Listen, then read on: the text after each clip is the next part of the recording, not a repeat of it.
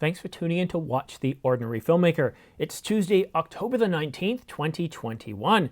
Yesterday, we got confirmation that Sony is going to be holding an event scheduled on YouTube for 10 o'clock Thursday to announce a new camera, a new alpha camera, and we know that camera is going to be the a74. Why? Is it because of Sony Alpha Rumors coverage over the a74 over the last couple of weeks? Well, partly, but no, that's not how we got confirmation. You see, somebody was smart enough to take a look at the data, the metadata behind that YouTube scheduled event. And they got to see all the tags. And all the tags, as you can see from this image here, validate a good 80% of what Sony Alpha Rumors has been reporting over the last couple of days. But today we've got some more clarification from Sony Alpha Rumors. Sony Alpha Rumors provides us with more information on the stills capabilities of the a74. It will be capable of 10 frames per second, although they don't mention whether that's electronic or mechanical. And as far as buffer size goes, well, 830 stills and raw images before the buffer fills up. But again, it doesn't mention that if you continue to shoot when the buffer's clearing, or if it allows you to shoot while the buffer's clearing. That's something that's important to find out too.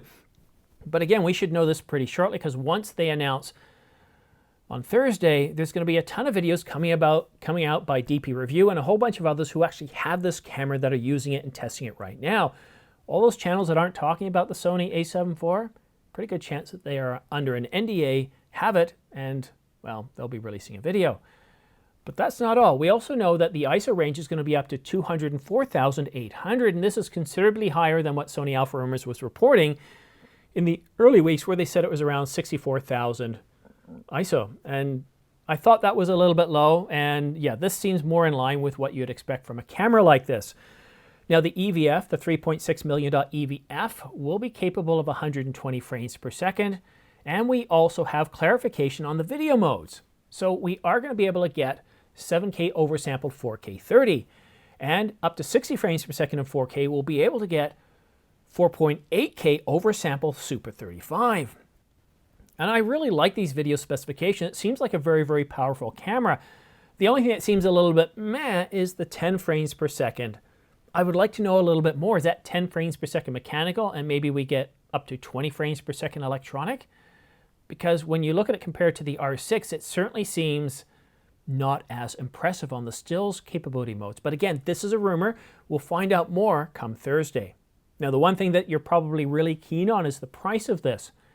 I was amazed at how many comments in all the videos that I put out there that said, if this camera is more than $2,500, I'm not getting it.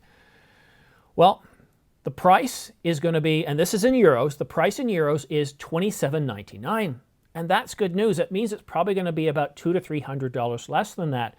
What I tend to notice over the years, well, over the last couple of years, is whenever we see something priced at around 1,000 euros, the price US tends to be anywhere from $900 up to $1,000, so we can have up to $100 discounted.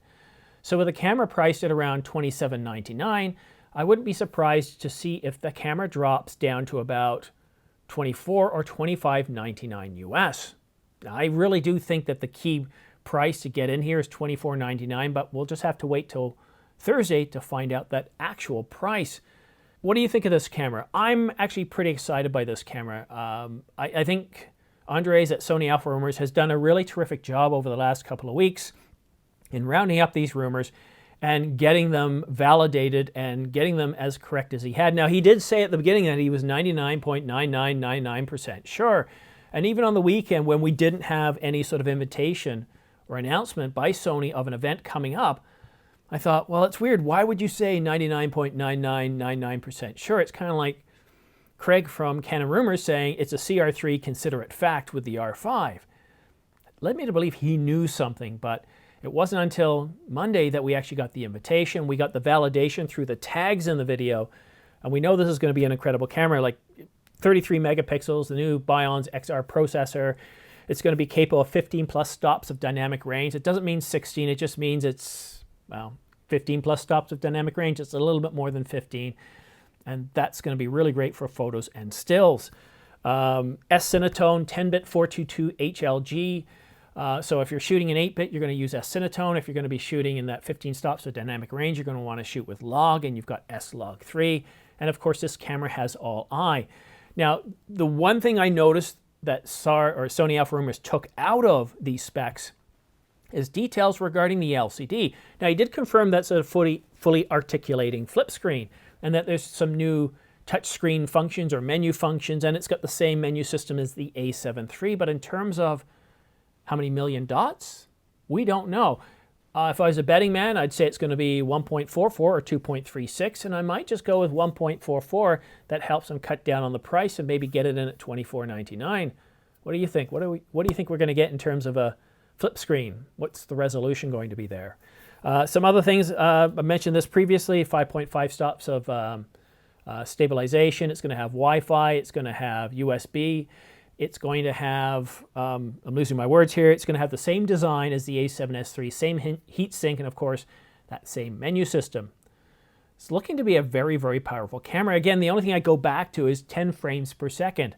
Is it electronic? Is it mechanical? If it's mechanical, then that leads me to believe, okay, it's going to be higher when shooting electronic.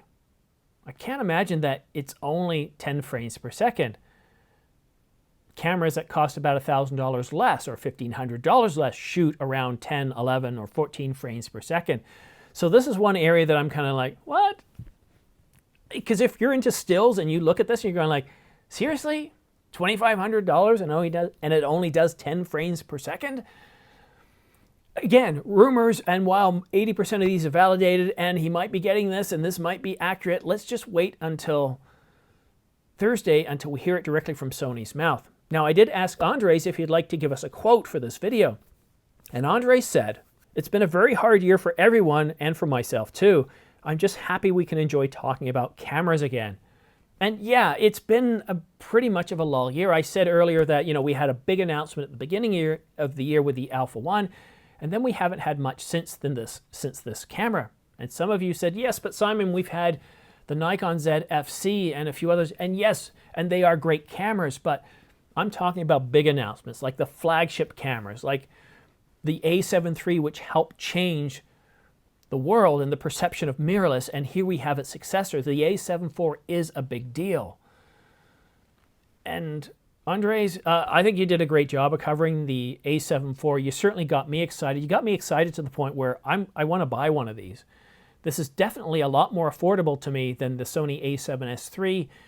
In fact, for the price of the Sony A7S III, I can pretty much get the body and the 50mm lens that I need to run this channel. And that's really awesome. I want to be able to shoot with Canon and Sony.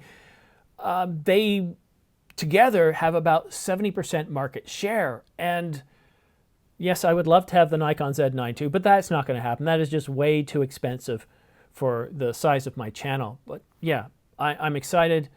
Andres, way to whip up excitement into this camera. I'm glad that you were able to get this before it, because I think what that does is it gets people focusing on fun things like cameras where we can talk about them again. And yes, rumors, I get it, they're not fact, and some of you would prefer that we just don't talk about them and wait for the announcement.